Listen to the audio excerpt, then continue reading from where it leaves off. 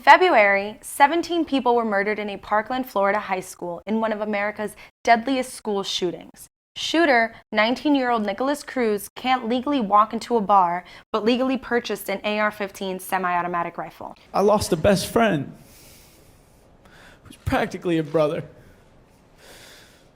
And I'm here to use my voice because I know he can't. Mass shootings have become the norm in our country. Columbine, Sandy Hook, Orlando, Las Vegas, Parkland are only 5 of too many mass shootings that continue to happen in the United States. One thing they all have in common, all were carried out using a semi-automatic weapon.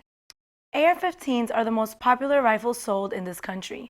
Millions have been sold to American citizens since 1963. This deadly weapon was designed for speedy reloading in combat situations. Maybe.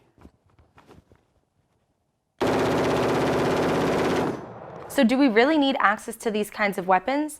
This is the debate that continues to further divide the United States of America. Pro-gun activists often defend their stance by referring to the Second Amendment, which gives every American citizen the right to bear arms. The Founding Fathers created the Second Amendment to protect American citizens from their newly formed government. Were they considering AR-15s 250 years ago? As a result of the latest mass shooting, students are taking a stand and demanding gun law reform. Gun control doesn't take away the right to bear arms. It simply calls for more regulation. The guns have changed and the laws have not. We certainly do not understand why it should be harder to make plans with friends on weekends than it is to buy an automatic or semi-automatic weapon. In most states, buying assault weapons is easier than getting a driver's license. If you buy a car, if you want to get a license, first of all, you got to get a license. You have to take a test. People have to know that you know how to drive. You don't have to do any of that with respect to buying a gun. And How is it possible that a densely populated city like New York remains safer from mass shootings? The laws are stricter here. In New York City, a 21-year-old can buy a shotgun or a rifle with a proper permit, and they must register it with the state. All assault rifles are banned from sale, and you are not allowed to carry concealed weapons. In Florida, at 18 years old, one can purchase a shotgun or a rifle without a permit or license. Also, no registration is necessary.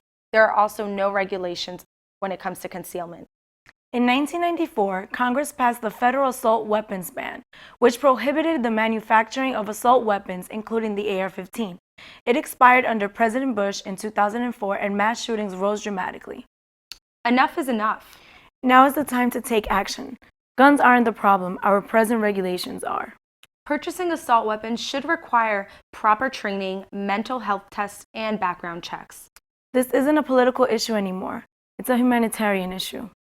Common sense laws aren't about party.